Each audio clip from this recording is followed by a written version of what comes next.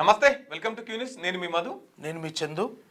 మిత్రులారా, ఎప్పుడెప్పుడా అని ఎదురు చూస్తున్న ఓటర్ మహాశయులు మళ్ళొక్కసారి ఏలుకు ఇంకంటించుకునే రోజులు చాలా దగ్గరికి వస్తున్నాయని చెప్పుకోవచ్చు. ఎందుకంటే ఇవాళ ఎన్నికల షెడ్యూల్ ప్రకటించే అవకాశం ఉన్నది మున్సిపల్ ఎన్నికలకు సంబంధించి.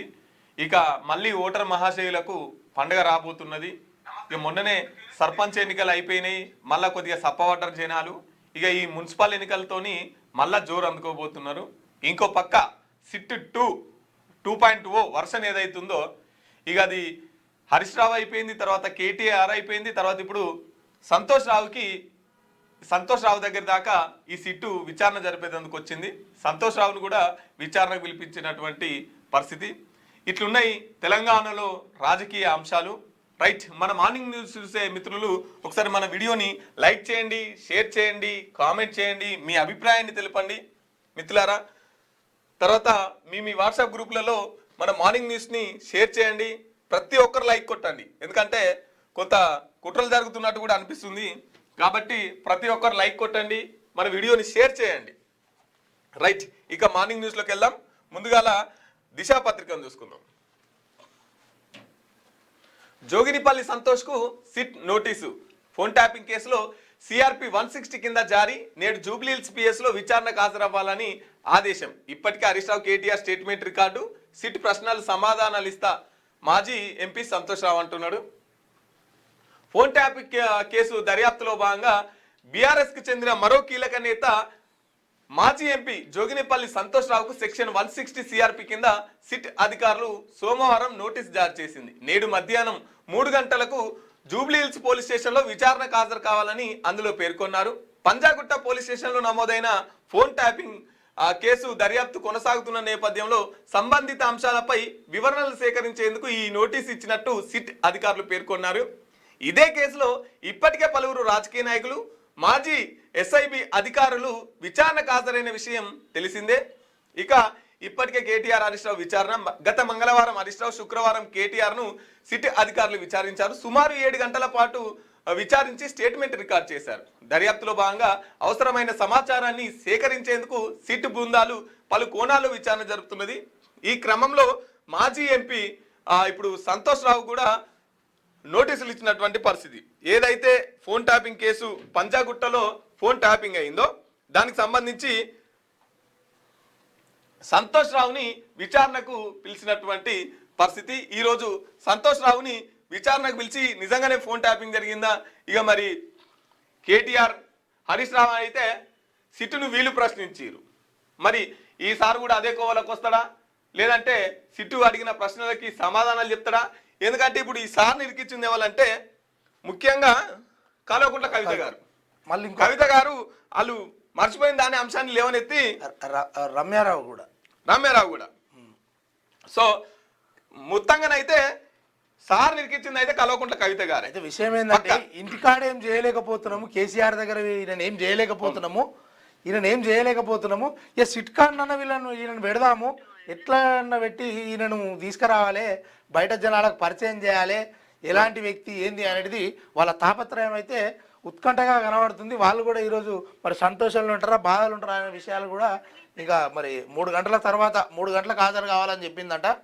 మరి ఇదే అంశాన్ని ఒకసారి మనం బీఆర్ఎస్ నేత గరేపల్లి సతీష్ అన్నతోని మాట్లాడే ప్రయత్నం చేద్దాం.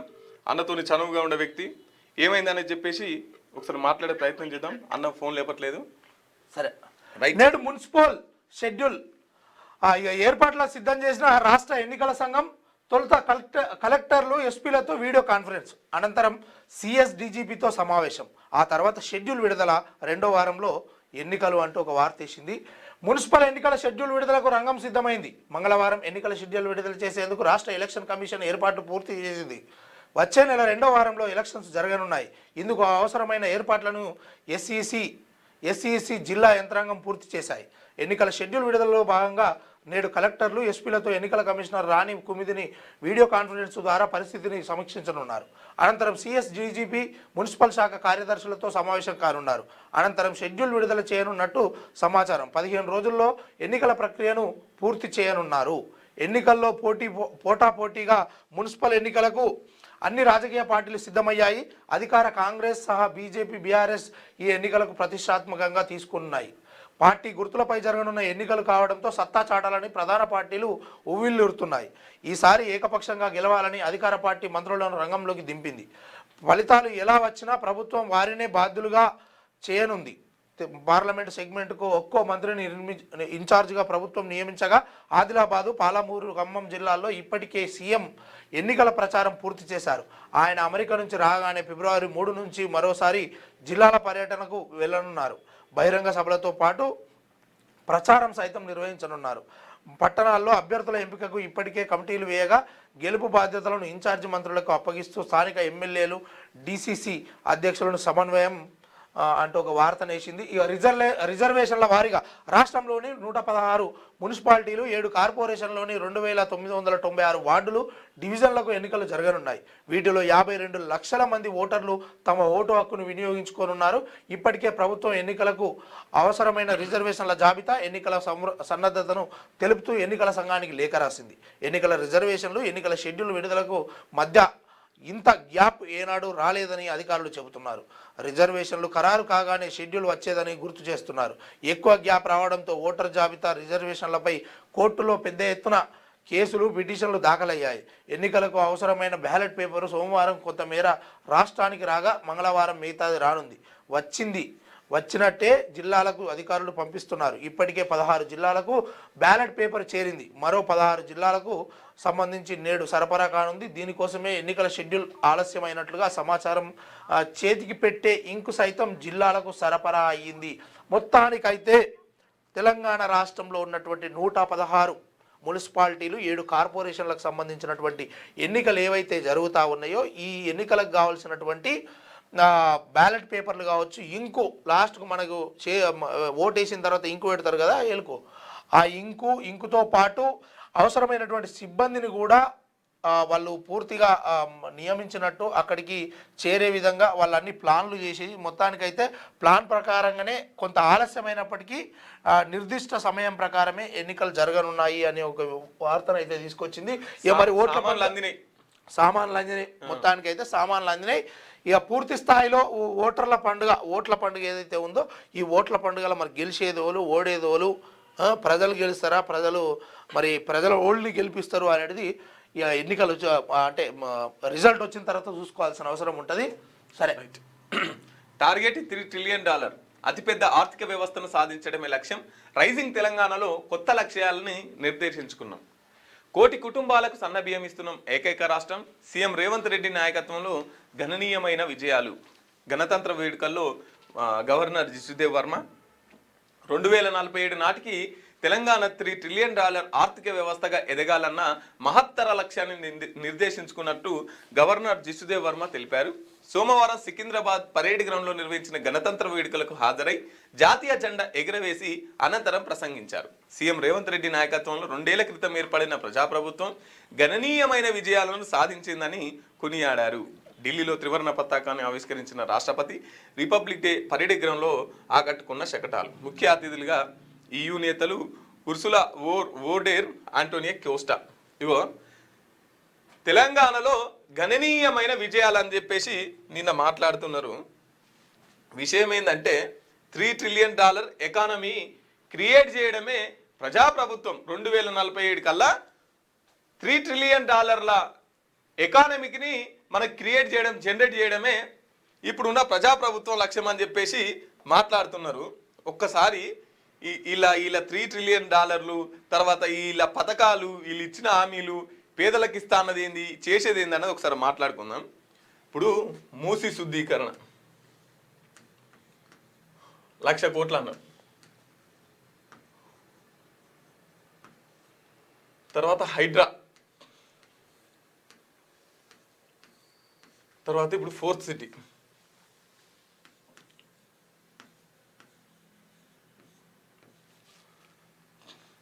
ఇప్పుడు రేవంత్ రెడ్డి ప్రధానంగా పెద్ద ఎత్తున తీసుకున్నటువంటివి ఇవి. ఇప్పుడు వీటికి 1,00,000 కోట్లు కావాలి, 1,00,000 కోట్లు కావాలి. కానీ చిన్న చిన్నవి చేస్తానికి మాత్రం రేవంత్ రెడ్డి దగ్గర పైసలు ఉండయి. వీటికి మాత్రం 1,00,000 కోట్లు ఇక్కడ ఉన్న పేద ప్రజలకు ఉపయోగపడేటివి అన్ని బంద్ చేసి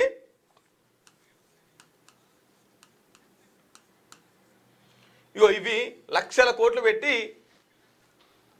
ఇవి వేసేటువంటి పరిస్థితి. ఇప్పుడు రైతులకు పింఛన్ వృద్ధులకు పింఛన్లు వేస్తా అన్నారు. 2000 తీసుకుంటారు, ఒక్క నెల అయితే 4000 అన్నారు. ఎవరికన్నా ఇచ్చిరా? దళిత బంధు 10 లక్షలు ఎత్తురు. వచ్చేసారి మా ప్రజాప్రభుత్వం ఏర్పడంగానే ఏడా కరిగే చెప్పిండు. ఇక్కడ వికారాబాద్కి వచ్చి హామీ ఇచ్చిండు, ఇక్కడ ఎక్కువ దళితులు ఉన్నారు, వచ్చేసారి మా ప్రభుత్వం రాగానే 12 లక్షలు అన్నారు. ఇచ్చిరా? తర్వాత రైతు బంధు 12,000 ఇస్తున్నారు, మేము వస్తే 15,000 అన్నారు. తర్వాత మీ బిడ్డకు పెళ్లి చేస్తే కళ్యాణ లక్ష్మి కింద 1,00,000 రూపాయలు వస్తున్నాయి, మా ప్రజాప్రభుత్వం రాగానే వచ్చే నెల ఒక్క నెలాగి పెళ్లి అయ్యి మీకు 1,00,000 రూపాయలతో పాటు తులం బంగారం అన్నారు. తర్వాత మహిళలందరికీ 2,500 రూపాయలు అన్నారు. తర్వాత స్కూటీ అన్నారు. సంవత్సరం లోపల రాహుల్ గాంధీ వచ్చి హామీ ఇచ్చిపోయింది కదా, సంవత్సరం లోపల 1,00,000 ఉద్యోగాలు అన్నారు. జాబ్ క్యాలెండర్ అన్నారు. ఫీజు రియంబర్స్ చేస్తా అన్నారు. నిరుద్యోగ భృతి ఇస్తామన్నారు. ఏ ఒక్కరికైనా నిరుద్యోగ భృతి? ఇప్పుడు ఇవన్నీ మర్పించారు. ఇవన్నీ వదిలేసి ఈ అమలు గాని ఫోన్ ట్యాపింగ్ కాదు, ఈ అమలు గాని 1,00,000 కోట్లు, తర్వాత 3 ట్రిలియన్, 4th సిటీ ఎవడు అడిగిండా? 4th సిటీ ఎవడు అడిగిండు? నువ్వు ఇచ్చినా ఏంది? ఇవి జై 4th సిటీ ఎవడు అడిగిండు నిన్ను? అంటే అమలు గాని ఒక రంగుల ప్రపంచంలో, ఒక ఊహలలో, ఒక కళల్లో ప్రజల్ని ముంచి నువ్వు అసలైన ఎగ్గొట్టడానికి ఇదంతా. 4th సిటీ ఎవడు అడిగిండు నిన్ను? 3 ట్రిలియన్ డాలర్ ఎకానమీ కాదు. ఉన్నోళ్లకు కనీసం పెన్షన్లు వేస్తాను, ముసలోళ్ళకు పింఛన్లు వేస్తాను. ఇక పోరి లోన్ తెచ్చుకో పోరి, 2 లక్షలు ప్రభుత్వం రాగానే మాఫీ చేస్తాం, రుణమాఫీ చేస్తాం, పోయి తెచ్చుకో పోరి, నా పేరు చెప్పు పోరి అన్నాడు. ఇప్పటి వరకు చాలా మందికి రుణమాఫీ కావాలి. బోనస్ కింద 500 రూపాయలు ఇస్తామన్నారు. ఎవరికన్నా బోనస్ వస్తుందా? సన్నోట్లకు సన్న బియ్యం పండిస్తే మీకు గిట్టుబాటు ధరతో పాటు సన్నోట్ల కింద క్వింటాల్కు 500 రూపాయలు బోనస్ ఇస్తామని చెప్పారు. ఎవరికైనా బోనస్ వస్తుందా? ఇన్ని హామీలు ఇచ్చి ఇవన్నీ పక్కన పెట్టి ఇప్పుడు 3 trillion dollar, 4th city, Hydraa, Musi, phone tapping, Kaleshwaram, కూలేశ్వరము, ఇవో కొత్త ఏజెండానే ఎత్తుకున్నారు. ప్రజలందరినీ అటువైపు మళ్లించేందుకు. విజయ్ ఏడవర్తే మీ బీసీ డిక్లరేషన్ చేసినావు కదా, ఆడికొచ్చి కామారెడ్డికి వచ్చి బీసీ డిక్లరేషన్ చేసినావు. ఏది మరి? ఏడికి పోతే ఆడికి వచ్చి ఒట్లేసినావు కదా దేవుళ్ళ మీద మొత్తం దేవుళ్ళ మీద ఒట్లేసినావు కదా. తెలంగాణ రాష్ట్రంలో ఎవడన్నా ఏదైనా పని చేయాలన్నా కానీ నిజమని నమ్మించాలంటే ఒట్లకున్న విలువ కూడా వీకింది.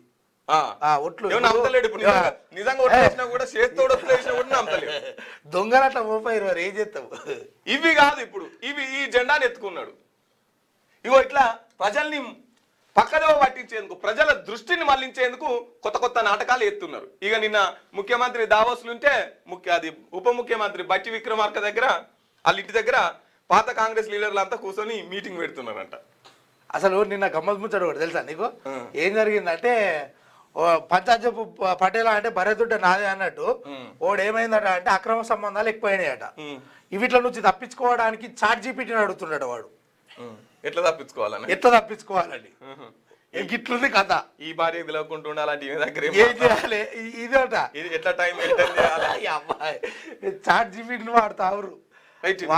నెంబర్ 1 వాడకం. ఈ రేవంత్ రెడ్డి పరిపాలన ఎట్లా ఉన్నది ఒకసారి కామెంట్. రేవంత్ రెడ్డి పరిపాలన 2 ఏళ్ళు అవుతుంది కదా, 2 ఏళ్ళు అవుతుందిగా. ప్రజాపాలన మార్పు రావాలి, కాంగ్రెస్ రావాలి, ఈ దొరల పాలన పోవాలి అని చెప్పేసి, కుటుంబ పాలన పోవాలని చెప్పేసి వీళ్ళంతా ఎవరెవరు? సోనియా గాంధీ, రాహుల్ గాంధీ, ఖర్గే, ఇంకా ఢిల్లీకి వెళ్ళి ఎంత పెద్దలు వచ్చి ఇటు పోతే deputy CM, Karnataka deputy CM, వీళ్ళంతా వచ్చి తెలంగాణలో మొత్తం వేసేస్తాం, తీసేస్తాం, మార్చేస్తాం, రూపురేఖలన్నీ ఇట్లా అద్దాల మేడలు చూపిస్తామన్నారు కదా. ఈ 2 ఏళ్లలో కనీసం ఓ ముగ్గు వచ్చిరా, ఓ బిడిసి కట్టిర్రా, ఓ రోడ్ వేసిర్రా, ఓ బిల్డింగ్ కట్టిర్రా? ఏం చేసిర్రు ఈ 2 సంవత్సరాల్లో? హామీలు ఇచ్చారు, మళ్ళీ ఇంకా హామీలు ఇస్తారు. రేవంత్ రెడ్డి చెప్పుకునేది ఇంకో ఇది కట్టినామా చూపిరి, గిది చేసినామా గిది చూపిరి. 2 ఏళ్లలో ఈ ప్రజాప్రభుత్వం అని చెప్పుకునేది ఏం చేసిర్రు? మిత్రులారా ఒకసారి కామెంట్ చేయండి, మన మార్నింగ్ న్యూస్ చూసే మిత్రులు. ఏం చేసిర్రు వీళ్ళు 2 సంవత్సరాలల్లా? ఇది పైకి పోతులే అన్న ఏది ఇది అది కాదు కదా, ఆ కామెంట్ చేస్తే కింద ఉన్నాయి చూడు. ఒకసారి మిత్రులారా కామెంట్ చేయండి మన న్యూస్ని.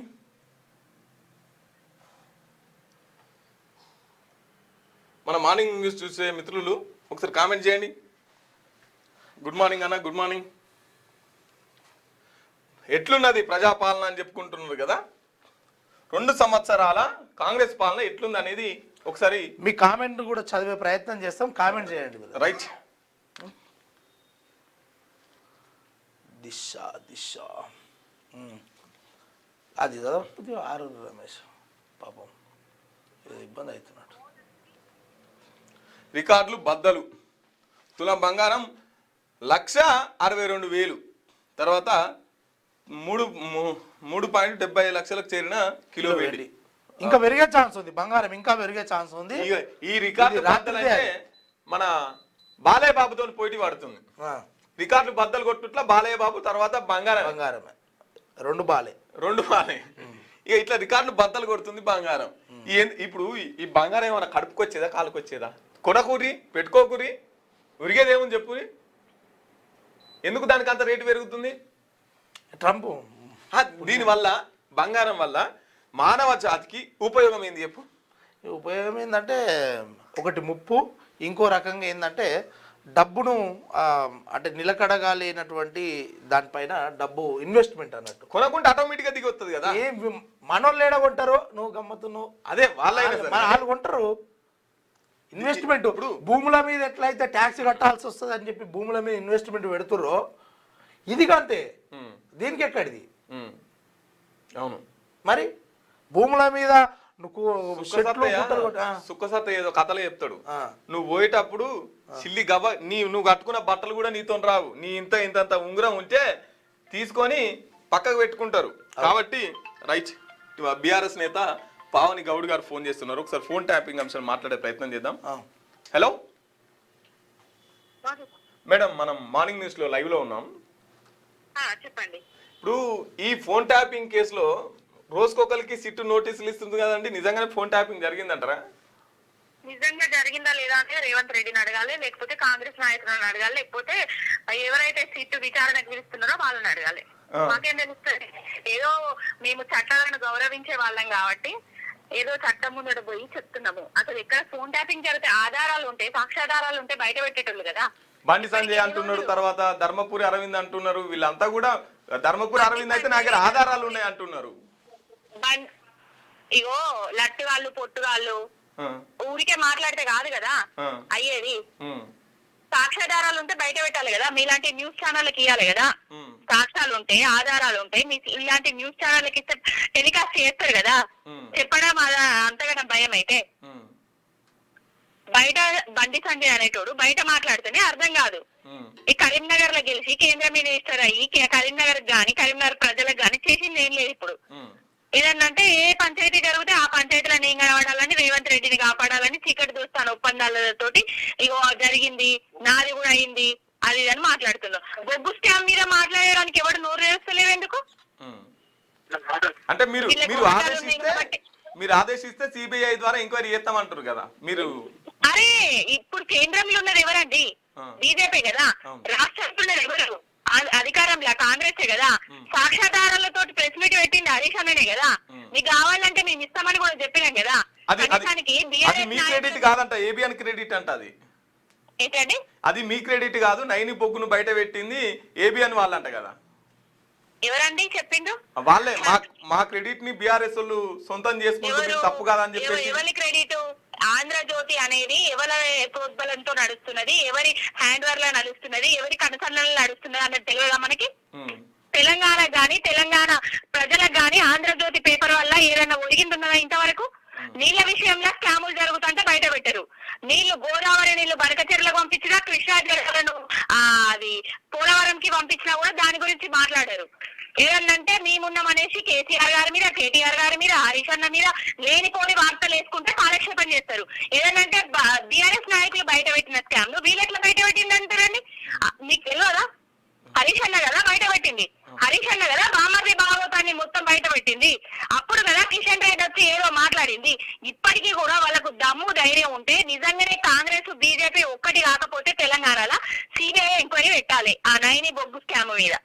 వాళ్ళంతా రెండు పార్టీలు కలిసి కేసీఆర్ గారిని తెలంగాణ బీఆర్ఎస్ పార్టీని ఖతం చేద్దామని చూస్తున్నారు. అది వాళ్ళ జేజమ్మ తరం కూడా కాదు. అవుతున్నట్టేనా కథం అవుతున్నట్టేనా? ఎవరండి బీఆర్ఎస్ పార్టీ కథం అవుతుందా? ఎక్కడ కనిపించింది? వాళ్ళు చూస్తున్నారు అంటున్నారు కదా, అట్లేమన్నా చూస్తున్నారు? అట్లాంటి కథం చేయడానికి చేసే ప్రయత్నాన్ని ఇవ్వండి అని చెప్తున్నా. కథం కావడానికి తెలంగాణ పార్టీ ఏమన్నా తెలంగాణ తీసుకురాలేదా? సరే సరే, ఇప్పుడు పార్టీ తెలంగాణ తీసుకొచ్చిన పార్టీ కదా, ప్రతిలో ఉన్న పార్టీ కదా, అందించిన పార్టీ కదా. బీజేపీ వాళ్ళు అంటే వాళ్ళు తప్పు మాట్లాడుతున్నారు అనుకుంటాం, తర్వాత కాంగ్రెస్ వాళ్ళు అంటే టైం పాస్ డైవర్షన్ పాలిటిక్స్ చేస్తున్నాం అనుకుంటాం. కానీ కవిత గారే ఇంటల్లుడు ఫోన్ ట్యాపింగ్ చేసిరండి అని చెప్పేసి మాట్లాడింది కదా. మీ దగ్గర ఫోన్ నెంబర్ ఉంది కదా అండి, ఆమెను కూడా లైవ్ లోకి తీసుకొని మాట్లాడండి. ఆమె మాట్లాడిన వర్షన్ నేనెట్లా చెప్పగలుగుతాను? ఆమెను మీరు లైన్ లోకి తీసుకొని మీ దగ్గర ఆధారాలు ఉన్నాయా అని ఆమెను అడగండి, నన్ను ఎందుకు అడుగుతున్నారు? మరి ఎందుకండి ఒక సిట్ అయిపోయింది, రెండో సిట్ చేసి? మధు గారు, ఇదంతా డైవర్షన్ పాలిటిక్స్. కాంగ్రెస్ ఏదైతే 420 హామీలు ఇచ్చిందో వాటి నుండి డైవర్ట్ కావడానికి, వాళ్ళ కుట్రలు కుతంత్రాలు కమిషన్లు పంచాయతీలు అన్ని డైవర్ట్ కావడానికి, రైతు బంధు ఇప్పటికీ ఇయ్యకుండా రైతులను ఎగ్గొడుతూ యూరియా కూడా ఇయ్యకుండా ఇవన్నీ డైవర్షన్ చేయడానికి మాత్రమే ఫోన్ ట్యాపింగ్ వ్యవహారాన్ని బయటకు తీసిండ్రు, అంతే తప్ప ఇంకొకటి లేదు. మీరు ఒకవేళ ఆధారాలు ఉంటే వాళ్ళను బయట పెట్టమని చెప్పండి, సాక్ష్యాలు ఉంటే ఆధారాలు ఉంటే మా వాళ్ళు జైలు శిక్ష అనుభవించడానికి కూడా రెడీగా ఉన్నారు. ఇంతకంటే ఏం కావాలి మీకు? అంటే వాళ్ళు ఫోన్ ట్యాపింగ్ కేసులో రూబడికి వస్తున్నది, ఇక అందుకే వీళ్ళంతా బీఆర్ఎస్ పార్టీలంతా భయపడి ఇట్లా చేస్తున్నారు అని చెప్పేసి మాట్లాడుతున్నారు. వదిలిపెట్టమని భయపడుతున్నారు. ఎక్కడ భయపడ్డాము? భయపడేది ఉంటే ఎక్కడికి ఒకటికి పారిపోవాలి. పోలీసుల ముందడికి రావడుతుంది. పోలీసులు గంటలుగా పొద్దున 10 గంటలకు తీసుకుపోయి 5 గంటల వరకు విచారించినా కూడా మేము అక్కడనే కూర్చోబడుతుంది. 7 గంటల వరకు 8 గంటల వరకు కూడా మేము అక్కడ వాళ్ళకు సపోర్ట్ గానే కూర్చుంటుంది. వాళ్ళు ఏం అడిగితే వాటికి సమాధానాలు చెప్తే మా నాయకులు పోయి 7-8 గంటల దాకా పోలీస్ స్టేషన్ లో కూర్చుండబెట్టి వాళ్ళ విచారణ పేరుతోటి ఎంత మానసికంగా ఇబ్బంది పెట్టాలని చూసినా కూడా మా నాయకులు వాళ్ళకి సహకరిస్తున్నారు. ఇంకేం కావాలండి? ఎక్కడికి పారిపోయింది లేదు కదా. కేసీఆర్ గారు ఆయన నియోజకవర్గం ఆయన వ్యవసాయ క్షేత్రంలోనే ఉన్నారు, రామన్న గారు హైదరాబాద్ లోనే ఉన్నారు, హరీష్ అన్న గారు సిద్దిపేట టు హైదరాబాద్ తిరుగుతూనే ఉన్నారు. ఎవరిని తెలిస్తే ఎవరు రాకుండాకున్నారు? ఎవరు భయపడుతున్నారు? భయపడేది భయపెట్టాలని చూసేది రేవంత్ రెడ్డి కాంగ్రెస్ పార్టీ. రెండే అండి. 2 పార్టీల వల్ల తెలంగాణకు ఒరిగిందేం లేదు, తెలంగాణకు వచ్చిందేం లేదు. అతి పెద్ద సమ్మక్క సారలమ్మ జాతరకు ముష్టి 3 కోట్ల అండి ఇస్తే బీజేపీ పార్టీ ఏమిచ్చిందండి? ఎప్పుడండి మీరు ఇచ్చిందా అండి? వరదలు వచ్చినా బురదలు వచ్చినా ఏదొచ్చినా కూడా విపత్తుకు సంబంధించినా కూడా ఏమన్నా పైసలు ఇచ్చిండ్రా అండి? కేంద్రం కాపాడింది ఉన్నదా అండి? ఇక రాష్ట్ర పరిస్థితికి వస్తే రాష్ట్ర ప్రజలకు 6 గ్యారంటీలు 420 హామీలు ఇచ్చారు కాంగ్రెస్ వాళ్ళు. బీజేపీ కుక్కు అంటలేదు. ఇప్పటి వరకు రైతు బంధు వేయలేదు రైతులకు. ఆ బంధు విషయంలో మాట్లాడుతున్నారా? భరోసా అని చెప్పిండు. ఆ భరోసా ఇప్పటి వరకు ఎలక్షన్ల గెలిచి 3 సంవత్సరాలు అవుతున్నా కూడా 3 లక్షల కోట్ల అప్పులు చేసినా కూడా మరి ఏం చేస్తున్నావు రేవంత్ రెడ్డి అని బండి సంజయ్ గాని అరవింద్ గాని కిషన్ రెడ్డి గాని మాట్లాడుతున్నాడా? ఇదంతా డ్రామా డైవర్షన్. తెలంగాణ ప్రజలను ఆగం పట్టిస్తున్నాయి 2 జాతీయ పార్టీలు కలిసి, అంతే తప్ప ఇంకొకటి లేదు. టెలిఫోన్ ట్యాపింగ్ జరిగేది ఉంటే, సాక్ష్యాధారాలు ఉండేది ఉంటే, అరిగిపోయిన గ్రామ్ ఫోన్ రికార్డు లెక్క, కార్తీక దీపం సీరియల్ లెక్క 3 సంవత్సరాల దాకా కూడా గట్లనే నడిపారు. ఎన్నో సాక్ష్యాలు లేవు, ఆధారాలు లేవు. మానసికంగా ఇబ్బంది పెట్టడానికి, క్యాడర్ను ఇబ్బంది పడే విధంగా చేయడానికి మాత్రమే ఇలాంటి ప్రయత్నాలు చేస్తున్నాడు. కొండరు రవి ఎలకను కూడా తీయలేరు వాళ్ళు. మంచి యూనిటీ మాత్రం మంచి కనబడుతున్నదండి. బీజేపీ కాంగ్రెస్ యూనిటీ సూపర్ కనబడుతుంది తెలంగాణ ప్రజలకు. 2 ఒక్కటే అని తెలిసిపోతున్నది. మాకు కూడా యూనిటీ వచ్చింది. తెలంగాణ ప్రజలు బీఆర్ఎస్ పార్టీ ఒకటైపోతున్నారు. జాతీయ పార్టీ ఆరూరి రమేష్ గారు మీ పార్టీలోకి వస్తున్నారంట కదా? వస్తున్నారు కావచ్చు, తప్పు తెలుసుకున్నాడు, వస్తున్నాడు కావచ్చు.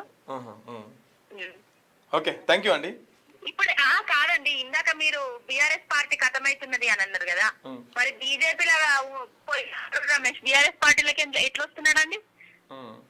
ఎట్లా వస్తున్నాడు? కథమైతే మా పార్టీలకు ఎందుకు రావాలి? ఏమో మీరు ఇప్పటికీ పోచారం శ్రీనివాసరెడ్డి కానివ్వండి, సంజయ్ కానివ్వండి, ప్రతి ఒక్క ఎమ్మెల్యేలు తలలు పట్టుకుంటున్నారు. మేము ఎందుకు పోయినాం రా, కేసీఆర్ గారిని ఎందుకు మోసం చేసినాం రా అని. మన గుడమైపల్ రెడ్డి కూడా యూటర్న్ తీసుకుంటున్నాడు, ఎత్తుకుంటున్నాడు. నేను బీఆర్ఎస్ పార్టీలకు వస్తా అంటున్నాడు. చూస్తున్నారు కదా, రేపు రాబోయే ఎలక్షన్ లా బీఆర్ఎస్ పార్టీ అధికారంలోకి రాబోతుంది. కేసీఆర్ గారు ముఖ్యమంత్రి కాబోతున్నారు. రాసి పెట్టుకోండి. ఓకేనా? ఓకే ఓకే, థ్యాంక్ యూ అండి. ఇది రైట్. ఇక రికార్డులు బద్దలు. హిందూయేతరులకు నో ఎంట్రీ, చార్ధామ్ ఆలయాల కమిటీ ప్రతిపాదన. ఇప్పటికే గంగోత్రి ఆలయ కమిటీ నిర్ణయం. ఇక హిందూయేతరులకు, హిందువులు కాకుండా వేరే మతస్థులు ఉంటారు వాళ్ళకు ఈ ఆలయంలోకి నో ఎంట్రీ అట. చార్ధామ్ ఆలయంలోకి ప్రవేశం లేదు అని చెప్పేసి ఒక వార్త. ఇక బీజేపీకి Aroor Ramesh good bye, party సభ్యత్వానికి రాజీనామా, బీఆర్ఎస్ లో చేరేందుకు రంగం సిద్ధం. ఒక లెటర్ బయటకు వచ్చింది ఈ సార్ గారిది, నేను బీఆర్ఎస్ పార్టీలో జాయిన్ అవుతున్నా అని చెప్పేసి ఒక లెటర్ వచ్చింది. ఎందుకంటే ఇప్పుడు కాదు, ఆయన సర్పంచ్ ఎలక్షన్లలోనే బీఆర్ఎస్ పార్టీలో చేరేది ఉండంట, కొంత ఆలస్యమైంది. ఇక అప్పుడు ఎందుకంటే వర్ధన్నపేట నుంచి బీఆర్ఎస్ పార్టీ తరఫున 2 సార్లుగా ఎమ్మెల్యేగా గెలిచినటువంటి ఆరూర్ రమేష్ గారు మూడోసారి ఓడిపోవడం అంటే ఇక్కడ ఏది రాష్ట్ర నాయకత్వం, రాష్ట్రంలో పార్టీ అధికారం కోల్పోగానే అటు బీజేపీకి ఈయన చాలా అయింది. కిడ్నాపులు చేసుడు, లాగు కార్లలో వేసుకొని వచ్చుడు, అటు పోయిండు ఇటు పోయిండు అని చెప్పేసి అప్పుడు ఎలక్షన్లో చాలా అయింది. మొత్తం ఈయన అయితే బీజేపీలో దుంకి కడియం కావ్య గెలిచింది కదా ఎంపీగా. ఈయన 2వ స్థానంలో ఉన్నాడు అక్కడ బీజేపీ నుంచి. సో ఆడ అటర్ ఫ్లాప్ అయింది. బీజేపీ క్యాడర్ లేదు, ఇంకేం లేదు. వీళ్ళు ఉంటే మనం మునిగిపోయా నావరా అని చెప్పేసి మళ్ళీ వీళ్ళకి దింకిండు. వీళ్ళ కథ గమ్మతుంది. ఎటు ఎత్తుంటే అటే ఎక్కొచ్చు అంతే. అది ఏ పార్టీ అయినా కానీ ఇంకేమైనా కానీ చాలా మంది అందరూ అంతే రాజకీయ నాయకులు రానియొద్దు. అందుకోసమే రాజకీయ నాయకులలో ఉండేటువంటి కోపాలు, తాపాలు శాశ్వత మిత్రులు కానీ శాశ్వత శత్రువులు కానీ ఉండరట. అది జాగ్రత్త సుమా. మీరు ఓన్నో నమ్మి మోసపోయారు పుసుకున. రైట్. నెక్స్ట్ కర్రెగుట్టలో భారీ పేలుడు, 11 మంది జవాన్లకు గాయాలు, మావోయిస్టులకు అమర్చిన ఐఈడీలు పేలడమే కారణం. అరే, ఈ మావోయిస్టులు భారీ పేలుడు పార్థాలు పెడితే అది వేలి 11 మంది జవాన్లకు చాలా గాయాలైనాయట. పాపం. ఇట్లుంది మావోయిస్టుల చర్యలు. ప్రాణాలు పోతే తిరిగి వస్తాయి. దరఖాస్తులు 17,805. ఆర్టీఐలో అప్పీల్ వ్యవస్థ పూర్తిగా నిర్లక్ష్యం, అధికారుల అలసత్వంతో ఆన్లైన్ సిస్టమ్ నిర్వీర్యం. పేరుకే 3,323 శాఖలు ఆన్ బోర్డు, వాడుకలో 17 మాత్రమే. అదే పనిగా సైట్ ఎర్రర్, ఓటీపీ సమస్యలు, పోర్టల్ పనిచేయకపోయినా కాంట్రాక్టు సంస్థకు ₹1.5 కోట్ల చెల్లింపులు. గడువు ముగిసినా కంటిన్యూ అవుతుందట. ఏవైతే RTI right to information act ఏదైతే ఉందో దీనిలో ఎంతోమంది అర్జీలు పెట్టుకున్న మాకు గల ఫలానా సమాచారం కావాలని ఆర్టీఐని సంప్రదించినప్పటికీ వాళ్ళకు ఫలితాలు అయితే అక్కడ నుండి జవాబేం వస్తలేదు. కానీ ఇక అందులో లోపాలు ఉన్నాయి, అది సైట్ ఎర్రర్ వస్తుంది, ఓటీపీలు, ఈ సమస్యలన్నీ ఉన్నప్పటికీ ఇక ఆ కాంట్రాక్టు సంస్థ అయితే గడువు అయితే అయిపోయిందట. వాళ్ళకి ఇచ్చిన సమయం దాటిపోయింది. దాంట్లో భాగంగా ₹1.5 కోట్ల అయితే చెల్లింపులు వాళ్లకు ఆ సంస్థకు రావాల్సిన నిధులు అయితే విడుదలవుతున్నాయి, కానీ అది చేయాల్సిన పనులు అయితే చేస్తలేదు అని చెప్పేసి ఇడొక వార్త వేసింది. నిజంగా ఈ ఆర్టీఐ ద్వారా చాలామంది బాగుపడ్డరు, చాలామంది భయపడ్డరు. అన్ని రకాలుగా ఆ లాభ నష్టాలు అనేది ప్రజలకు జరిగే ఆ విధంగా ఆర్టీఐ ఉంటుంది. కాబట్టి ఆర్టీఐ విషయంలో మరి ఈ పైసలు అయితే చెల్లియకురి, ఈయన తీసేసి ఇంకొని నన్ను విట్టుర్రి. ఈ ఎందుకు మరి ప్రజలకు పనికొనిది ఉపయోగపడింది ఎందుకు? ఇగో పరిష్కారం 377. రాష్ట్రంలో సమాచార హక్కు చట్టం ఆర్టీఐ ఆన్లైన్ వ్యవస్థ పూర్తిగా నిర్వీర్యమైనట్టు తెలుస్తున్నది. అధికారుల నిర్లక్ష్యం కారణంగా వేలల్లో దరఖాస్తులు పేరుకుపోతుండగా వందల్లో కూడా పరిష్కారం దొరకడం లేదని విమర్శలు వస్తున్నాయి. ఆన్లైన్ ద్వారా సమాచారం కోసం దరఖాస్తు చేసుకుంటే పరిష్కారానికి ఎన్ని నెలలు పడుతుందో తెలియడం లేదని సమాధానాలు వస్తున్నాయి. ఇక సర్వర్ ఓటీపీ సమస్యలు వెంటాడుతున్న అధికారులు నిమ్మకు నీరెత్తినట్లు వ్యవహరిస్తున్నట్టు విమర్శలు వస్తున్నాయి. నిజంగా ఆర్టీఐ విషయంలో కొంచెం కొద్దో గొప్ప తెలివి ఉన్నోళ్ళు ఈ ఆర్టీఐ వేసి కొంచెం సమాచారం తీసుకునేటోళ్ళు. ఇప్పుడు ఇది కూడా పని చేయకుండా అయిపోయింది అని అంటే ఇక అక్రమ దందాలకు వసూళ్లకు బ్లాక్మెయిల్లకు వాళ్ళు వేరేటోళ్ళ మీద పెట్టినటువంటి బినామీ ఆస్తులకు ఎట్టి పరిస్థితుల్లో వివరాలు రావు.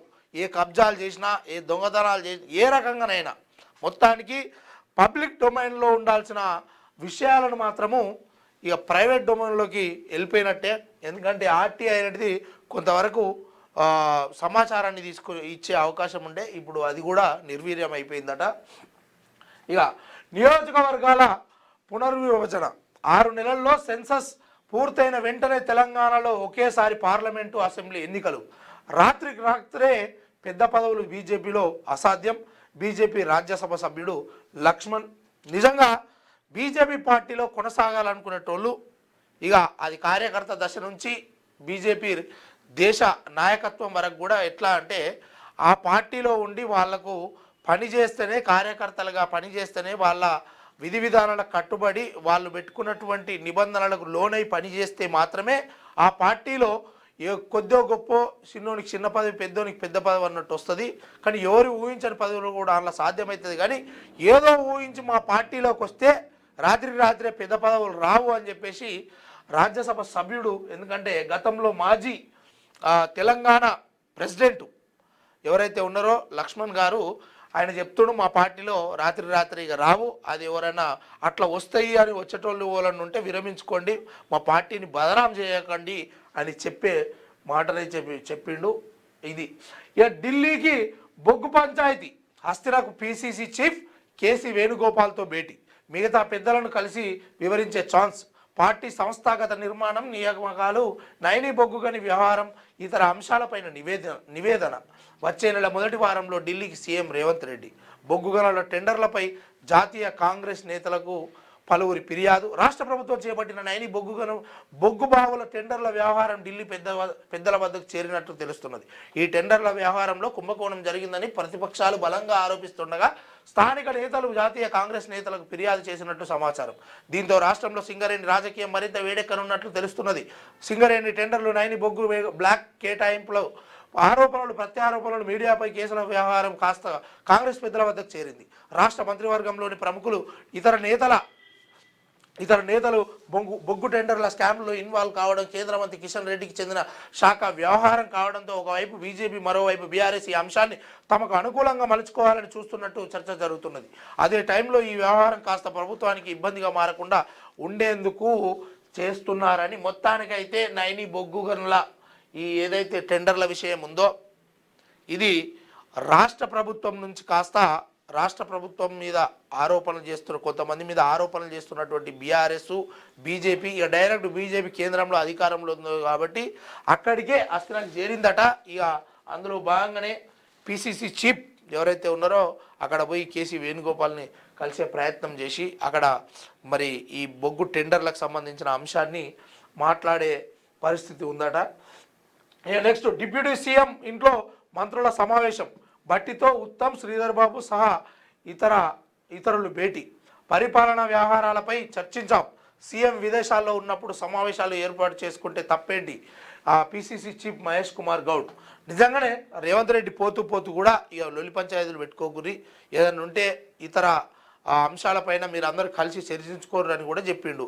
మరి ఓలేమన్నారో తెలియదు కానీ మహేష్ కుమార్ అయితే చెప్తా ఉన్నాడు, పెట్టుకుంటే తప్పేం లేదు సారు, మీరు తెలంగాణ రాష్ట్రానికి ఉపయోగపడే విధంగా ఉంటే తప్పేం లేదు. ఇక మరి మీరేమన్నా ఇంకేమైనా దందాలు చేస్తేనే తప్పు.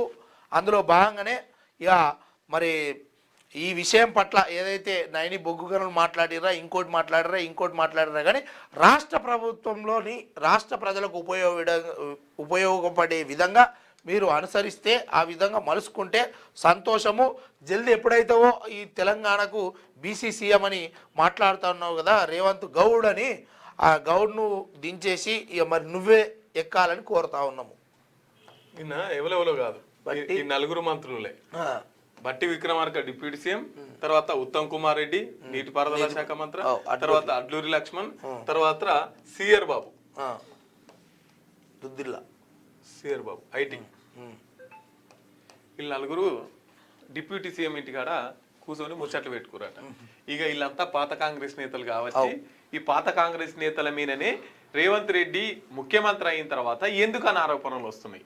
ఇటు జీవన్ రెడ్డి మీన్ వస్తుంది, ఇటు కోమటిరెడ్డి వెంకటరెడ్డి మీన్ వస్తుంది. సో ఈ పాత కాంగ్రెస్ వాళ్ళను పగబట్టిండు రేవంత్ రెడ్డి గారు అని చెప్పేసి బయట గుసగుసలు ప్రచారాలు ఎక్కువైనాయి.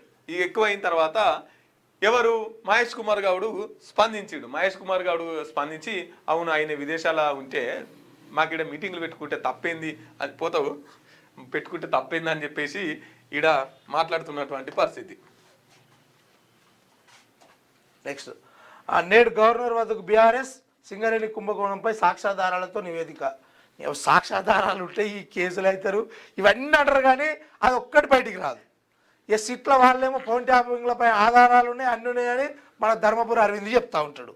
అది వేరు ఉన్నాయి అంతే. అంటే ఏదైనా కానీ ఒక రాజకీయ నాయకుడు చేసేటటువంటి ఆరోపణలు అస్త్రాలుగా ఉపయోగిస్తారు. అయితే దీన్ని ఈ సింగరేణి ఆధారాలతో సహా ఇద్దరిని బయట పెట్టిండు. ఎవరు హరీష్ రావు గారు ఇద్దరిని బయట పెట్టి, ఒకటేమో సృజన్ రెడ్డి సృజన్, ఇంకొకరిని ఇంకా మిగతా వాళ్ళు కూడా ఈ కుంభకోణంలో ఉన్నారు, మా దగ్గర ఆధారాలు ఉన్నాయని చెప్పేసి హరీష్ రావు గారు మళ్ళీ ఒక ప్రెస్ మీట్ పెట్టి చెప్పిండు. ఇక ఇవన్నీ తీసుకొని ఈ ఆధారాలని తీసుకుపోయి గవర్నర్కి అప్పగిస్తున్నారట. ఇక గవర్నర్ వాళ్ళ మనిషి ఇంతే 3 ట్రిలియన్ ఎకనామీ ప్రజాపాలన నడుస్తుందని చెప్పాలి కదా. మరి ఎట్లా ప్రజలు నమ్మించాలంటే ఏదో ఒకటి చెప్పాలి. సారు ఎప్పుడైతే నోట్లే పనులే లేవా సార్ పాప. ఒకప్పుడు మంచి మనిషి ఉండేనా, ఇప్పుడు కూడా మంచి. కాంగ్రెస్ సర్కార్పై తీవ్ర అసంతృప్తి, ప్రభుత్వ తీరుపై మా పార్టీ కేడర్లో నైరాశ్యం, మున్సిపల్ ఎన్నికల్లో పోటీ చేస్తాం, పొత్తుపై నిర్ణయం తీసుకోలేదు, సింగరేణి కార్పొరేట్ వ్యవస్థలకు కట్టుబెట్టే ప్రయత్నాలు సరికాదు, ఫోన్ ట్యాపింగ్ సమయంలో లేని భయం, విచారణ టైంలో ఎందుకు. తెలంగాణ జనసమితి అధ్యక్షుడు కోదండరాం మాకిచ్చిన హామీల విషయం. అయితే మీకు ఇచ్చిన హామీలే కదా సార్, ఇక్కడ తెలంగాణ ప్రజలకు ఇచ్చినటువంటి హామీల గురించి కూడా మీరు మాట్లాడితే బాగుంటుండే, కానీ మీ గురించేగా. పొత్తులో భాగంగా ఇవ్వాల్సిన పదవులు ప్రాధాన్యత విషయంలో కాంగ్రెస్ ప్రభుత్వం తీరుపై తమ పార్టీ నేతలు తీవ్ర అసంతృప్తితో ఉన్నారని జనసమితి అధ్యక్షుడు కోదండరాం అన్నారు. సోమవారం మీడియాతో మాట్లాడిన ఆయన తమకిచ్చిన హామీలపై జరుగుతున్న జాప్యం కారణంగా తమ కేడర్ తర్వాత జనసమితి దూరం పార్టీ చీఫ్ కోదండరాం ఎమ్మెల్సీ పదవిపై అనిశ్చితి, నామినేటెడ్ పోస్టులో ప్రాధాన్యం అంతంతే, ప్రభుత్వం కాంగ్రెస్ తీరుపై టీజేఎస్ గోపాల నేతల గుస్సా. అయితే నిన్న మాట్లాడితే ఏమంటున్నానంటే, మేము కాంగ్రెస్ తో పొత్తు పెట్టడానికి 3 ప్రధానమైన కారణాలు. ఒకటి ఉద్యమకారుల ఆకాంక్షలు నిలవరలేదు, ఇంకోటి కేసీఆర్ మీద వ్యతిరేకత, ఇంకోటి మా పార్టీ గురించి అని చెప్పేసి 3 విషయాలల్లా మేము పోయినాం. కానీ అలా పోయిన తర్వాత మమ్మల్ని పట్టించుకునే నాదులే లేదు. ఎప్పుడైతే కాంగ్రెస్ తో పొత్తు పెట్టుకున్నామో ఈయనకు అదేంది ఎమ్మెల్సీ ఇచ్చినట్టే చేయడం మళ్ళీ తీసేసారు. దీన్ని ఈయన పరిస్థితి ఇప్పుడు ఉన్నదా లేదా ఈయనకే తెలియదు. అది ఇక నా పరిస్థితి గిట్లుంది, ఇక మా క్యాడర్ పరిస్థితిగా నన్ను మామూలుగా ఉచ్చున ఉరిదిస్తున్నారు. కాబట్టి ఇక మా పార్టీ ఇప్పుడు మున్సిపల్ ఎన్నికలలో సొంతంగా పోటీ చేసే ప్రయత్నాలు కూడా ఉన్నాయి అని చెప్పేసి మళ్ళీ ఇంకా పొత్తుపై నిర్ణయం తీసుకోలేదు అంటే ఒక ఇంటిమేషన్ ఇస్తున్నా అన్నట్టు. మీరు గిట్లా ఏ నిర్ణయం తీసుకోకపోతే మేము పోటీ చేస్తామని. ఏం కాదు, ఏమైతే ఇక అవుతుంది ఇక ఏమి కాదు. ఫుట్బాల్ మైదానంలో కాల్పులు, 11 మంది మృతి, 12 మంది గాయాలు. సెంట్రల్ మెక్సికోలో ఘటన అంటూ ఒక వార్త వచ్చింది. మరి ఫుట్బాల్ మైదానంలో ఎందుకు కాల్పులు జరిపారు ఏంది, ఒకసారి ఏమన్నా విషయం చూస్తావా? ఆడియాలజిస్టుల కొరత, ప్రభుత్వ ఆసుపత్రుల్లో ఖాళీలు, భర్తీకి నోచుకొని పోస్టులు, వినికిడి లోపం ఉన్న చిన్నారులకు సమయానికి అందని వైద్యం, యూడిఐడి సర్టిఫికేట్ల జారీలోనూ సమస్యలు, తల్లిదండ్రులకు భారంగా మారినటువంటి ప్రైవేట్ వైద్యం, రాష్ట్రంలోని ప్రభుత్వ ఆసుపత్రుల్లో ఆడియాలజిస్టుల కొరత వేధిస్తున్నది. దీనివల్ల వినికిడి లోపం ఉన్న చిన్నారులకు సమయానికి వైద్యం అందడం లేదు. ప్రభుత్వ ఆసుపత్రుల్లో రెగ్యులర్ ఆడియాలజిస్టులు లేకపోవడంతో పేద రోగులు తీవ్ర ఇబ్బందులు పడుతున్నారు. నిజంగా చిన్నపిల్లలకు ఈ వినికిడి లోపము ఇతర ఏ లోపాలు ఉన్నప్పటికీ ఆ విధంగా ఇవి చేయించుకోవాలంటే చిన్న డబ్బులేం కావు. ఓకే, ఈ ఈ చెవుల ప్రాబ్లంలు ఏవైతే ఉంటాయో వినికిడి లోపము కొంతమందికి ఆ లోపాలు ఉన్నప్పటికీ ఆ చిన్నపిల్లల సమస్యలను ప్రభుత్వ హాస్పిటల్లో పేదోడు అయితే వైద్యం చేయించుకోవడానికి ప్రభుత్వ ఆసుపత్రికి పోదామనుకుంటే అక్కడ మాత్రము ఆ విషయంలో పూర్తిగా డాక్టర్లే లేరట, మొత్తం ఖాళీ లేరట. మరి వాళ్ళు నియమించే ప్రక్రియ నన్ను అదే రేవంత్ రెడ్డి ఈ గిట్ల కొంత నువ్వు అడ్జస్ట్ అంటే నీ పాపాలు నీ ఏమంటారు అంటే నువ్వు మాట్లాడే ఈ అబద్ధాల మాటలు చెవులు చిన్నపిల్లలకు కూడా వినబడొద్దా ఏంది? ఇంత చర్య మంచిది కాదు అది. రైట్, ఇది దిశ పత్రిక. ఇక వెలుగు దినపత్రిక చూసుకుందాం.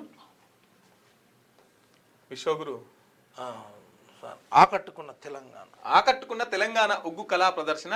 ఢిల్లీలో జరిగిన గణతంత్ర వేడుకల్లో తెలంగాణ ఉగ్గు కళా ప్రదర్శన ఆకట్టుకున్నది. ఆరంభంలో దేశంలోని వివిధ ప్రాంతాల కళాకారులు వాయిద్యాలతో వందే మాతర గీతాన్ని ఆలపించారు. దీనికి తెలంగాణకు చెందిన ప్రముఖ ఒగ్గు డోలు కళాకారులు ఒగ్గు రవి కళా బృందం తమ కళను ప్రదర్శించింది. ఇక ఒగ్గు కళాకారులు ఆకట్టుకున్నారంట. కర్తవ్య పథ్లో సంబురంగా గణతంత్ర వేడుకలు. గుర్రపు బగ్గీలో చేరుకున్న రాష్ట్రపతి ముర్ము జాతీయ పతాకాన్ని ఆవిష్కరించి సైనిక వందనం స్వీకరించిన ప్రెసిడెంట్. రాజస్థానీ తలపాగతో ఆకట్టుకున్న ప్రధాని మోదీ. ప్రత్యేక అతిథులుగా EU నేతలు ఉర్సులా కోస్టా. 3వ వరుసలో రాహుల్ ఖర్గేలకు సీట్ల కేటాయింపు. ఢిల్లీ వ్యాప్తంగా 30,000 మంది పోలీసులతో బందోబస్తు.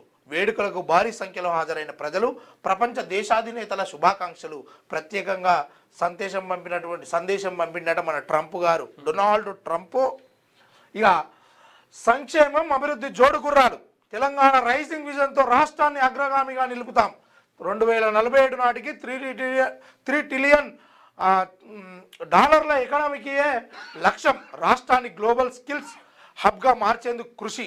రైతు రుణమాఫీ, మహిళా సాధికారతతో పేదల జీవితాల్లో వెలుగులు. రిపబ్లిక్ డే వేడుకల్లో గవర్నర్ జిష్ణుదేవ్ వర్మ ప్రసంగం. అయ్యా, చెప్పుకోవడానికి రాష్ట్ర గవర్నర్ పెద్ద పోస్టే ఉంటుంది, కానీ ఇక మరి మీరు చేసేది ఏందో ఇవన్నీ 3 ట్రిలియన్ ఇప్పటిదాకానే వివరించినాం కదా. ఇవన్నీ ఏం చేస్తారు? అట్కెక్కిస్తారా, ఈ బిల్డింగ్ ఎక్కిస్తారా, ఏం చేస్తారో కానీ ఫస్ట్ అయితే కనీస అవసరాలు తీర్చే వసతులు ప్రజలకు కల్పించే దృష్ట్యా తెలంగాణ రాష్ట్ర ప్రభుత్వం చేయాలని కోరుకుంటా ఉన్నాము. ఇక తులం 1.5 లక్ష దాటడంతో చైన్ స్నాచింగ్లు, మర్డర్లు. హైదరాబాద్ సిటీలో మకాం వేసిన అంతర్రాష్ట్ర ముఠాలు. ఒంటరి మహిళలనే టార్గెట్గా రెక్కి పట్టపగలే దోపిడీ. అడ్డొస్తే దాడులు, హత్యలకు వెనకాడట్లే. చోరీ చేసిన నంబర్ ప్లేట్లు లేని బైకులతో చైన్ స్నాచింగ్లు. సీసీ కెమెరాలకు చిక్కుతున్నా పట్టుకోలేకపోతున్న పోలీసులు. సంక్రాంతి తర్వాత పెద్ద సంఖ్యలో దొంగతనాలు జరిగినా ఒక్కరు చిక్కలే. బాధితుల ఆభరణలు రికవరీ కావట్లే. నిన్ననే చెప్పిన ఈ విషయం గురించి.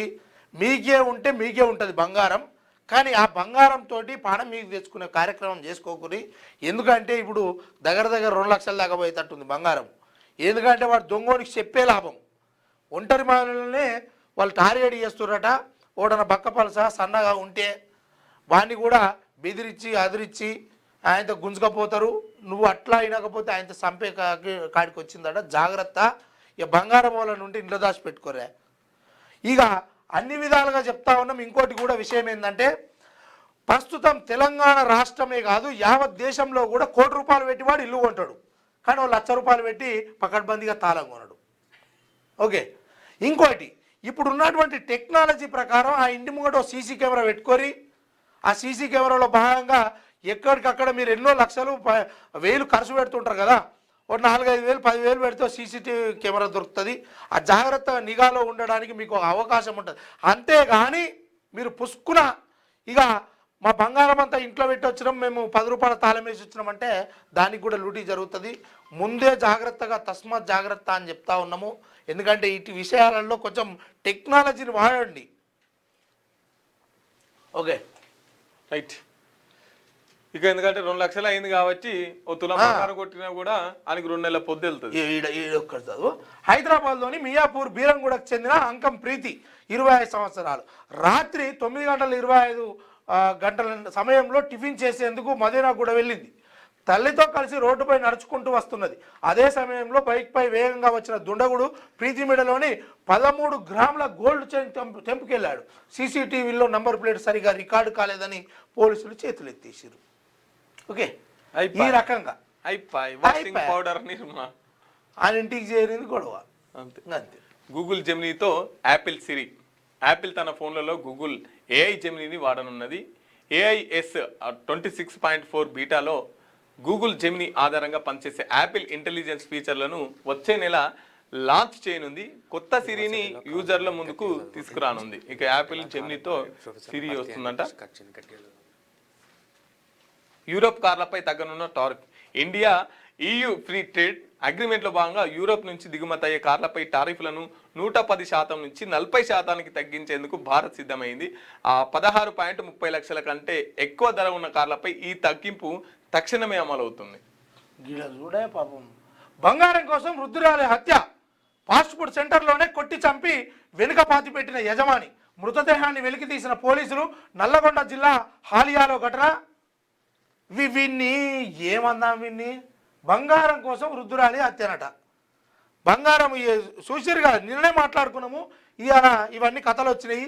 అదే యాపిల్ కూడా, యాపిల్ ఫోన్ ఏదైతే ఉందో ఏ సిరి అనగానే మన మాటలు వింటుంది అని నిన్ననే మాట్లాడినాం, అది కూడా ప్రచురించారు. మొత్తానికైతే బంగారం విషయంలో తస్మాత్ జాగ్రత్తగా ఉండండి. పేద ప్రజలు కాదు, ఇతర ప్రజలకు కూడా కొంచెము మీరు జాగ్రత్తగా ఉండాల్సిన అవసరం ఉంది. ఎందుకంటే వాళ్ళు ప్రాణాలకు తెగించి మరి ఈ రకంగా బంగారం దోపిడీ చేస్తూ ఉన్నారు. కరీంనగర్ జిల్లా గంగాధర మండలం ఘర్షకృతికి చెందిన గజ్జల శంకరయ్య 76 సంవత్సరాలు, లక్ష్మి 70 సంవత్సరాల దంపతులు ఇంటికి దగ్గరలో ఉండే కత్తి శివ అనే యువకుడు నమ్మకస్తుడిగా ఉండేవాడు. వారిద్దరు జ్వరం, జలుబు, దగ్గు, ఒళ్ళు నొప్పులతో బాధపడుతున్నారని తెలుసుకున్న శివ 2025 అక్టోబర్ 7న ఉదయం 6 మాత్రల చొప్పున వారితో మింగించి వెళ్ళిపోయాడు. వృద్ధ దంపతులు అపస్మారక స్థితిలోకి వెళ్ళాక లక్ష్మి మెడలోని బంగారు పుస్తల తాడును తీసుకొని పరారయ్యాడు. మరుసటి రోజు శంకరయ్య, తర్వాత లక్ష్మి చనిపోయింది. ఈ రకంగా బంగారము ఈ విషయాలకు సంబంధించి బంగారం కోసము వీళ్ళను చంపే ప్రయత్నంలో నిద్ర మాత్రలు, ఎక్కువ మాత్రలు ఇచ్చేసి ఆయన చాలా ప్లాన్డ్గా తెలివిగా చేసినటువంటి హత్య. దేనికోసం ఇదంతా? బంగారం కోసం. చిన్నారి ప్రాణం తీసిన చైనా మాంజా తండ్రితో కలిసి బైక్పై వెళ్తుండగా మెడకు చుట్టుకొని తీవ్ర రక్తస్రావం, చికిత్స పొందుతూ మృతి. కూకట్పల్లిలో ఘటన. సో ఇదంతా ఇప్పుడు 1, 2, 3, 4 ఈ 4-5 అంశాలు ఉన్నాయి కదా, పేపర్కి వచ్చిన 4-5 అంశాలు ఉన్నాయి, ఎన్నో జరిగి ఉంటాయి, ఇంకా చాలా జరుగుంటాయి. దీన్ని బట్టి మనకు అర్థమయ్యే విషయం ఏంటంటే పైసలు పెట్టి మన పానాన్ని మనమే తీసుకుంటున్నాం. పైసలు పెట్టి బంగారం కొని ఆ బంగారంతో మనకు ప్రాణం ముప్పు ఉన్నది కాబట్టి కొనకురి. మా మజా వానికి వచ్చింది, మాంజా ఏమి ప్రాణం తీసింది. క్రిటికల్గానే సౌమ్య కండిషన్, వెంటిలేటర్, డయాలసిస్ పైనే ఎక్సైజ్ కానిస్టేబుల్. కిడ్నీ స్ప్లీన్ తొలగించిన డాక్టర్లు, కాస్త మెరుగుపడిన BP, pulse rate, health bulletin విడుదల చేసిన నిమ్స్ డాక్టర్లు. ఇటీవల నిజామాబాద్ డ్యూటీలో ఉండగా హత్యాయత్నం, గాయపడిన కానిస్టేబుల్ సౌమ్య. మొన్న మాట్లాడుకున్నాం కదా డ్రగ్స్ సంబంధించి. ఇక ఆమె పరిస్థితి కొంచెము అదిగానే ఉందట. ఇక మళ్ళా బీఆర్ఎస్ మాజీ ఎంపీ సంతోష్ రావుకు సిట్ నోటీసులు. నేడు మధ్యాహ్నం 3 గంటలకు హాజరు కావాలని ఆదేశం. ఇప్పటికే హరీష్ రావు, కేటీఆర్ను ప్రశ్నించిన సిట్ ఒకే సామాజిక వర్గానికి చెందిన వారి నియామకంలో సంతోష్ రావు కీలకం. ఎస్ఐబి మాజీ సీఎం కేసీఆర్ మధ్య సమాచారం చేరవేసినట్లు ఆధారం. తర్వాత కూడా వీళ్ళకి ఇస్తుండొచ్చా నోటీస్? కవితకు కూడా ఇస్తారా? ఎందుకంటే ఒకటే అది కదా, మరి ఆరోపణలు చేసినందుకు బయటకు వచ్చి ఇవాళ ఆరోపణలు చేసి మొన్నటిదాకా ముందుగానే తప్పించుకుంటారు. నాకేం సంబంధం లేదు, చేసినంత వాళ్ళే, నాకైతే సంబంధం లేదు, చేసింది వాళ్ళే అని చెప్పేసి అటు చూపెట్టింది. రేపటి నుంచి మహాజాతర, ముస్తాబైన మేడారం, 4 రోజుల పాటు వేడుకలు. రూపాయలు 251 కోట్లతో సమ్మక్క సారలమ్మ ఆలయాల పునరుద్ధరణ. విద్యుత్ దీపాలతో జిగానమంటున్న తల్లుల గద్దెల ప్రాంగణం. ఈసారి జాతరకు దాదాపు 2 కోట్ల మంది భక్తులు వస్తారని అంచనా. రాష్ట్ర నలుమూలల నుంచి 4,000 ఆర్టీసీ బస్సులు, 15,000 మంది పోలీసులతో బందోబస్తు. సోమవారం రాత్రి లైట్లతో వెలిగిపోతున్న మేడారం గద్దెలు. ఇన్సైట్లో న్యూజిలాండ్కి చెందిన మావోరి గిరిజన తెగ కళాకారులతో కలిసి డ్యాన్స్ చేస్తున్న మంత్రి మన సీతక్క. ఇగో ఇది చదువు. యూనివర్సిటీల్లో ప్రొఫెసర్ పోస్టులు ఖాళీ. 2,878 పోస్టులకు గాను పనిచేస్తున్నది 753 మందే. 7 వర్సిటీల్లో ప్రొఫెసర్లే లేరు. ఆర్జీఓకేటీ శాతవాహనాలు అసోసియేట్లు కూడా నిల్. గైడ్లైన్స్ ఇచ్చి రిక్రూట్మెంట్ మరిచిన సర్కారు. చివరిసారిగా 2013లో భర్తీ. ప్రతి మీటింగ్లోనూ ప్రొఫెసర్ల కొరతపై వీసీల ఆవేదన. Contract guest లెక్చరర్లతోనే నెట్టుకొస్తున్న వర్సిటీలు. అటకెక్కిన పరిశోధనలు. అయితే మొత్తానికి 2,877 పోస్టులకు గాను పనిచేస్తున్నది మాత్రం 753 మందేనట. దాదాపు 2,000 పైచిలకు ఖాళీలు ఉన్నాయి, ఏం చేస్తారు? చదువును ఏడికి పంపిస్తారు? మీ కథ ఏంది? గిదా ప్రొఫెసర్లను నియమించిన ప్రభుత్వాలు మీ మీ రాజకీయాలకు సంబంధించినటువంటి పదవుల కోసం అయితే దానికో నివేదిక, దానికో కథ, దానికో పెద్ద పెద్ద మనుషులు పనిచేయాలి, మళ్ళీ ఈ చదువుకున్న వాళ్ళు ఆడ పనిచేయాలి, అవన్నీ చక్కదిద్దాలి. కానీ గీ ప్రొఫెసర్లు ఖాళీలు పెడతారు. గిదా తెలంగాణ రాష్ట్ర ప్రభుత్వము ఆయన పోయినాక నేను వచ్చినా నేను వీక్తున్నా. ఇదా 2013లో భర్తీ చేసిరట. సన్నాసి ముచ్చట్లు కాకపోతే గిదా నువ్వు వచ్చి ఎన్ని రోజులు 2 సంవత్సరాలు అయిపోయాయి కదా. ఇవి ఏరా ఇటు చూడండి. Osmania university 936, JNTU Hyderabad 266, Kakatiya university 332, Telangana university 91, ఆర్జీఏకేటి 127, Palamuru university 117, Ambedkar open university 69, Telugu university 64, Mahatma Gandhi university 35, Satavahana university 47, జేఎన్ఏఎఫ్ఏయు యూనివర్సిటీలో 41. ఇక మిగతాదంతా ఇంత ఖాళీగా ఉంటే 11 యూనివర్సిటీల్లోనూ మొత్తం ఖాళీలు. ఇది మన కథ. ఈ 11 యూనివర్సిటీల్లో కలిపి 2125 ఖాళీలు ఉన్నాయి. సిగ్గుపడే దీనికి సంబంధించినటువంటి వాళ్ళు సిగ్గుపడండి. ఏం చేస్తున్నాం అనేది. ఇంకా పెద్ద పెద్ద మాటలు, భారీ డైలాగులు. ఈ భారీ డైలాగులు విన్నోడు అంగీలు చింపుకోడు. ఇది కథ. ఇది ప్రభుత్వాలు మనం పెట్టుకున్న జీతకాలు చేస్తున్నటువంటి కార్యక్రమాలు. పిల్లలకు చదవద్దా? ఏమున్నా నెక్స్ట్. ఇక ఇది వెలుగు పత్రిక అయితే రాధాకిషన్ రావు ఏం రాసుకొచ్చిండు ఏంది? డెస్క్ జర్నలిస్టులకు అక్రిడేషన్ కార్డులే జీవో 252 నుంచి మీడియా కార్డులు అన్న పదం తొలగింపు. రాష్ట్ర మీడియా కమిటీలో ప్రెస్ క్లబ్ డెస్క్ జర్నలిస్టుల నుంచి ఒక్కొక్కరికి స్థానం సవరణ ఉత్తర్వులు జారీ చేసిన ప్రభుత్వం. అయితే ఏదైతే మొన్నటిదాకా తీసుకున్నటువంటి ఎవరైతే పొంగులేటి శ్రీనివాసరెడ్డి ఉండో ఆయన తీసుకున్నటువంటి ఆయన ఆధీనంలో ఉన్నటువంటి దీనికి సంబంధించి ఇక 2 రకాలుగా విభజిస్తాము జర్నలిస్టులకు సంబంధించి. అందులో మీడియా కార్డులు ఒకటి, అక్రిడేషన్ కార్డులు ఒకటి అని చెప్పి ఇప్పుడు ఆ ప్రతిపాదనలు కూడా వెనక్కి తీసుకొని ఇక అందరికీ ఒకే రకమైనటువంటి అక్రిడేషన్లు అన్న పదాన్ని ఉపయోగించబోతున్నాము అని చెప్పేసి ఈ విషయం యొక్క సారాంశం. మీకు కూడా కృతజ్ఞతలు. నిజంగానే ఇక చైనా మాంజాకు బాలిక బలి తల్లిదండ్రులతో కలిసి బైక్ మీద వెళ్తుండగా గొంతు కోసిన మాంజా ఆసుపత్రికి తరలించేలోపు తండ్రి చేతుల్లోనే మృతి. భారత్ EU తగ్గనున్న యూరోపియన్ కార్ల భారత్ EU స్వేచ్ఛ వాణిజ్య ఒప్పందం నేడే. శివరాగ్ర సదస్సులో అధికారిక ప్రకటన. డొనాల్డ్ ట్రంప్ విచ్చలవిడి ఆంక్షల నేపథ్యంలో ఒప్పందానికి విశేష ప్రాధాన్యం. రక్షణ రంగంలోనూ ఇరుపక్షాల భాగస్వామ్యం. ఉద్యోగాల కోసం యూరప్కు వెళ్ళటం భారతీయులకు ఇక సులభు అవగాహన ఒప్పందం కుదిరే అవకాశం.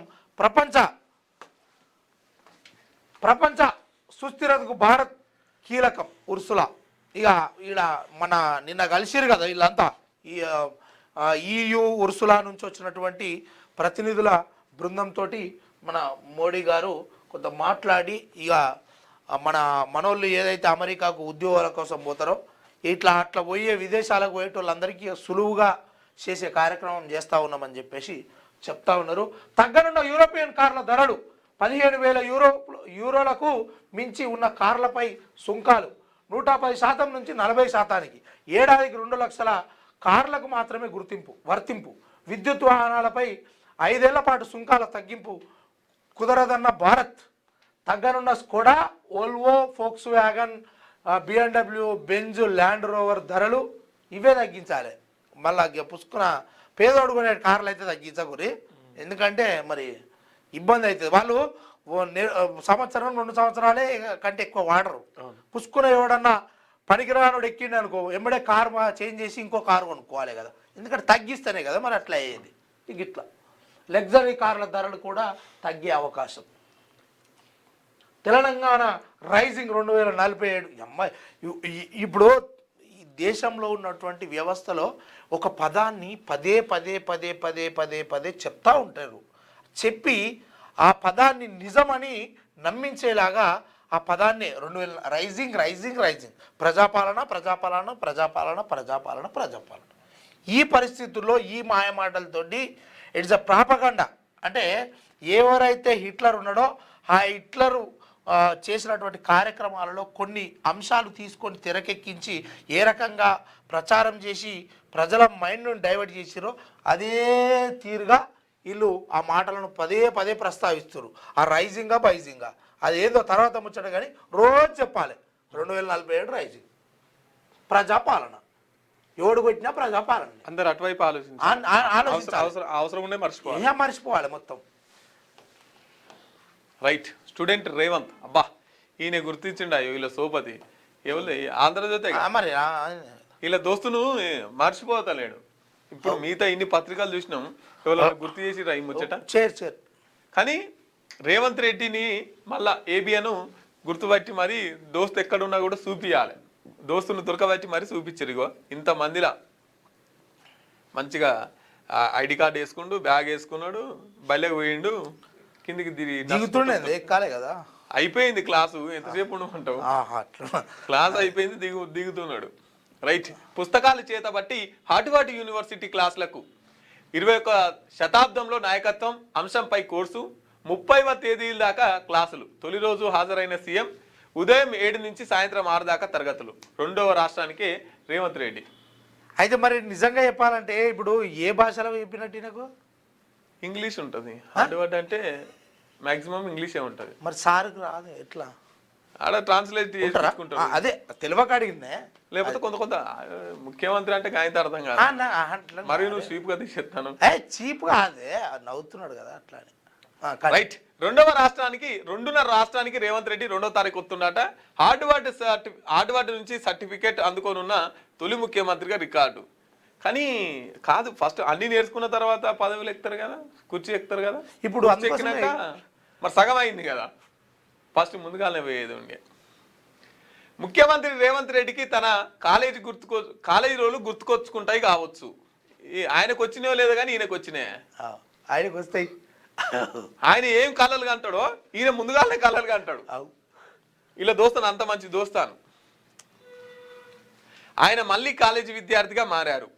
అది అమెరికాలోని ప్రఖ్యాత హార్వర్డ్ విశ్వవిద్యాలయం స్టూడెంట్గా. చక్కగా మెడలో ఐడి కార్డు వేసుకొని పుస్తకాలు చేతబట్టి సోమవారం పొద్దున్నే భారీగా కురుస్తున్న మంచు మధ్య వణికే చలిలో హార్వర్డ్ పరిధిలో మసాచ్యూసెట్స్లోని కెనడీ స్కూల్కి వెళ్ళారు. అక్కడ ఎగ్జిక్యూటివ్ ఎడ్యుకేషన్ కార్యక్రమానికి హాజరయ్యారు. అప్పట్లో ఫైన్ ఆర్ట్స్ విద్యార్థిగా 3 ఏళ్ల పాటు హైదరాబాద్లో జేఎన్టీయూలో తరగతులు హాజరైన రేవంత్ ఇప్పుడు సీఎం హోదాలో రోజుల వ్యవధిలోనే హార్వర్డ్ నుంచి సర్టిఫికెట్ కోర్సు పూర్తి చేయనున్నారు. ఆ కొన్ని రోజుల్లోనే క్లాసులు విని హోంవర్క్ రాసి ఆ అసైన్మెంట్లు పూర్తి చేసి వాటిని క్లాసులకు సమర్పించి ప్రఖ్యాత యూనివర్సిటీ నుంచి సర్టిఫికెట్ అందుకోనున్నారు. వర్సిటీ నిర్వహించే లీడర్షిప్ 21న సెంచరీ అనే కోర్సుకు సంబంధించి కెనడీ స్కూల్ ప్రాంగణంలో క్లాసులు సోమవారం మొదలయ్యాయి. ఈ క్లాసులు 30వ తేదీ వరకు జరుగుతాయి.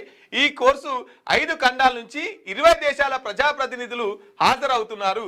వీరందరూ కలిసి ఇక హార్వర్డ్ యూనివర్సిటీలో రేవంత్ రెడ్డి క్లాసులు వింటున్నాడు. మళ్ళీ ఏంది వణికే మంచులో, తర్వాత తిండి తినక ఆగమాగం బుక్కులో పుస్తకాలు పట్టుకొని రేవంత్ రెడ్డి హార్వర్డ్స్ క్లాసుకు పోయి పాత రోజులన్నీ కలలుగా అనుకుంటూ ఇక తొలి సీఎంగా హార్వర్డ్ క్లాస్ నుంచి ఒక సర్టిఫికెట్ తెచ్చుకుంటున్నాడు మన ముఖ్యమంత్రి గారని చెప్పేసి ఈయన ఏవైతే కలలుగా అన్నారో ఈ ఏబిఎన్ ఈయనే ఆ కలలు కానీ ఆయన ఉద్దేశాన్ని అంతా ఈయన చెప్తున్నాడు.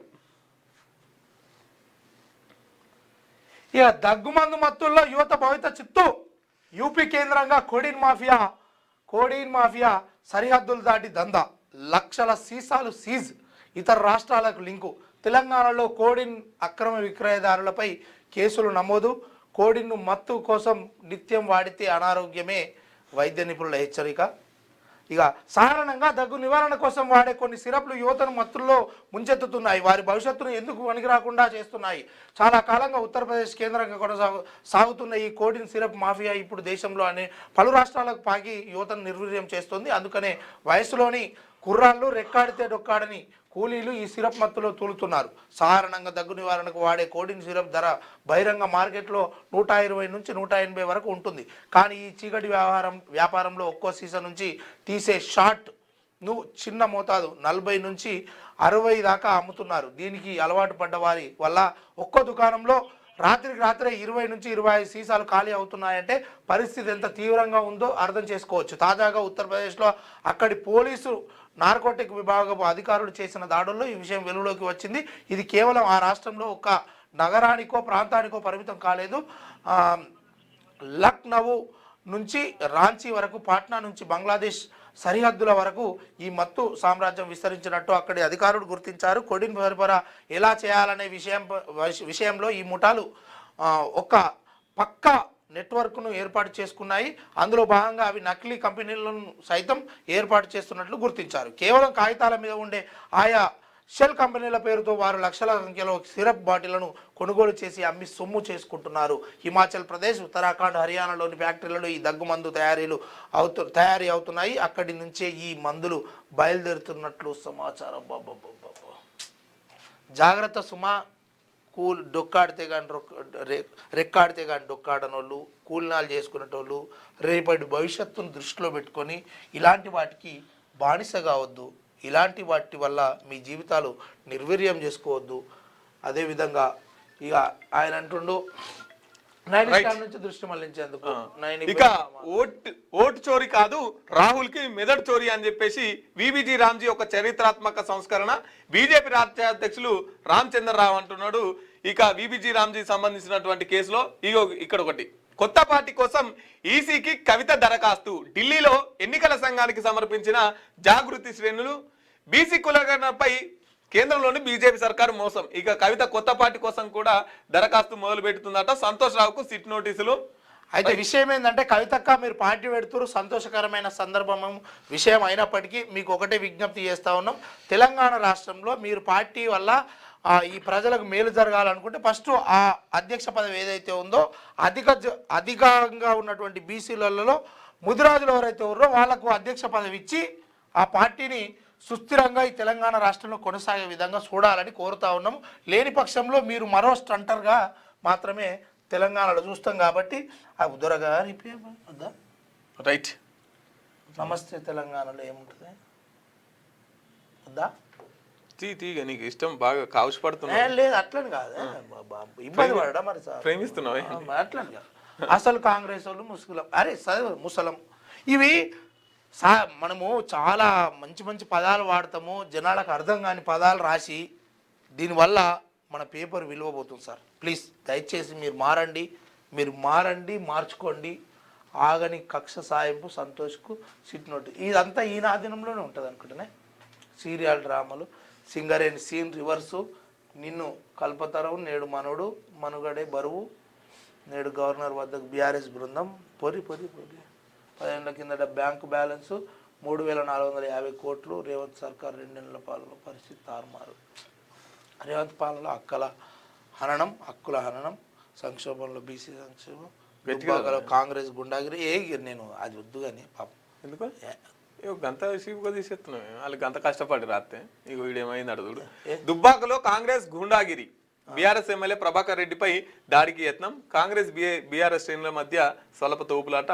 చేష్టలుడికి చూస్తుండిపోయిన గాలిడే సరే. ఇప్పుడు దుబ్బాకల 3వ ప్లేస్లు ఉందాడ, గాలి ఎందుకు చేస్తారు అంతా. మరి మొన్న ఈ పలరాజేశ్వర రెడ్డి ఆడ కూడా జరిగిందంట కదా జనగామ ఆయనే గెలిచింది కానీ ఈ కాంగ్రెస్ వాళ్ళు మొత్తం గుండాగిరి ఎత్తున్నారు. రైట్ మిత్రులారా, ఇది నమస్తే తెలంగాణ పత్రిక. ఇక మన మార్నింగ్ న్యూస్ చూసే మిత్రులు ఒకసారి మీ అభిప్రాయాన్ని కామెంట్ చేయండి, తర్వాత లైక్ చేయండి, షేర్ చేయండి. మీరు మధ్యలో కామెంట్ చేస్తే తప్పకుండా చదివి వినిపించే ప్రయత్నం కూడా చేస్తాం. ఎవరు ఇద్దరు చేసిరు మరి. గుడ్ మార్నింగ్ గుడ్ ఇన్ఫర్మేషన్ ఇస్తున్నారు. Thank you brother. అదే విధంగా ఇంకా నెక్స్ట్ రైట్ ఇవి ఏదొచ్చినా ప్రతి దానికి సంబంధించి మీరు కామెంట్ చేయండి, మీ అభిప్రాయాన్ని పక్క మేము చదివి వినిపించే ప్రయత్నం చేస్తాం. ఇది ఈరోజు వార్తాపత్రికల్లో చూసినటువంటి అంశాలు. రేపటి వార్తాపత్రికల్లో వచ్చే అంశాలతో మళ్ళీ మీ ముందుకు వస్తాం. Thank you.